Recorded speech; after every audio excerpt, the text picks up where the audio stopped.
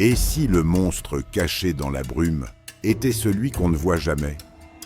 Sur ces pavés humides, un souffle glacé murmure encore.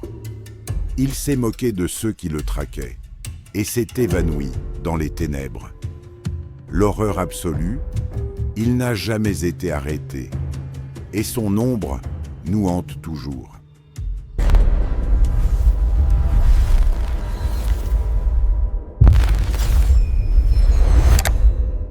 Londres, 1888. Un brouillard épais et suffocant s'accroche aux ruelles sinueuses de Whitechapel, engloutissant la lumière des réverbères et étouffant les cris de la ville. Vos pas résonnent sur les pavés humides, chaque écho sonnant comme un compte à rebours, dans ce silence oppressant.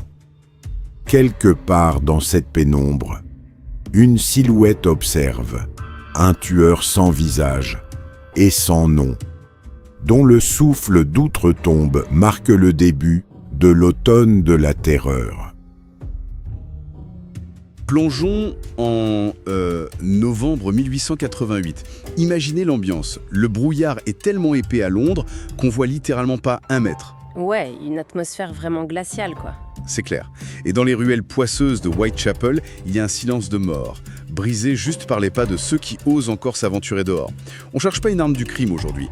On cherche plutôt à comprendre la naissance d'une véritable psychose collective. Parce que la peur paralysait vraiment toute la métropole à ce moment-là. Le danger y semblait omniprésent et surtout totalement indétectable. Exactement.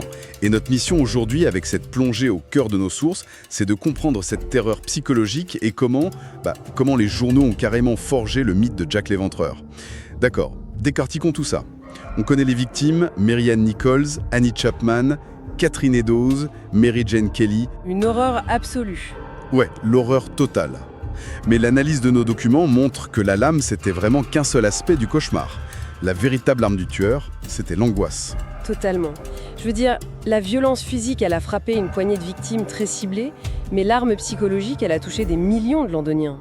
Ça rendait les gens parano. Grave. Le quartier fonctionnait comme un énorme huis clos étouffant. Les femmes osaient même plus sortir de chez elles.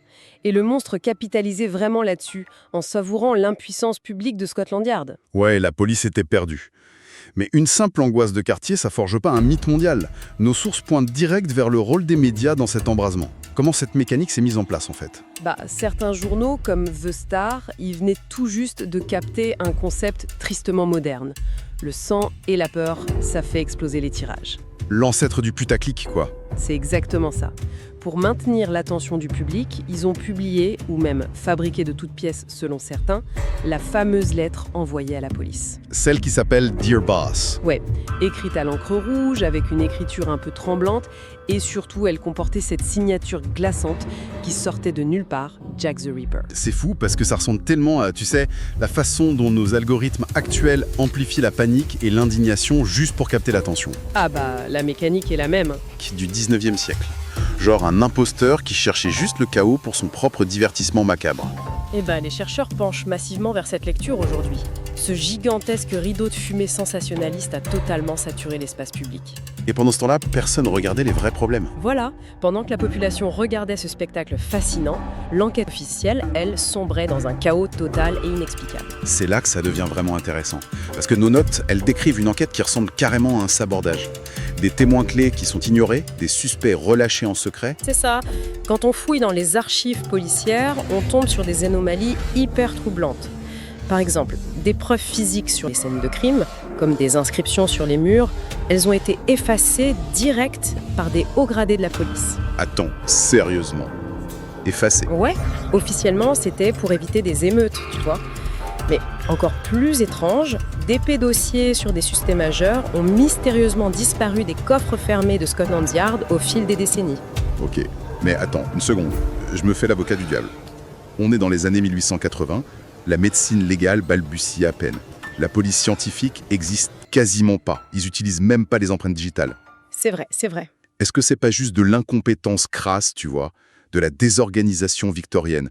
On a souvent le réflexe de voir un grand complot institutionnel, là où il y a juste de la stupidité. C'est une objection super valable, je te l'accorde. La police de l'époque était super archaïque, c'est un fait indéniable. Donc, pas de complot Orsfan. Le truc, c'est que les disparitions de documents, elles sont pas aléatoires, elles ciblent des éléments vraiment cruciaux.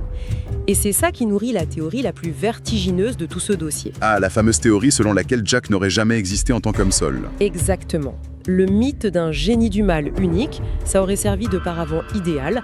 Ça pouvait masquer l'action de plusieurs assassins agissant de la même façon, ou plus sinistre encore, ça permettait de protéger des intouchables. Ah ouais, nos sources mentionnent d'ailleurs des rumeurs de dingue là-dessus. Genre, ça impliquerait un chirurgien de la haute société, un peintre renommé ou même carrément un membre de la famille royale britannique. Et si un individu protégé par les institutions était coupable, créer ce monstre mythique dans les bas-fonds de Whitechapel, ça permettait de détourner complètement la colère du peuple. Et l'effacement des preuves vient valider cette thèse d'une protection au sommet de l'État, quoi. C'est une mécanique de dissimulation qui résonne super fort aujourd'hui, surtout avec la crise de confiance que le public ressent face au scandale et au silence d'État. Donc en gros, la perte de ces preuves nous condamne à chasser un fantôme purement médiatique pour toujours.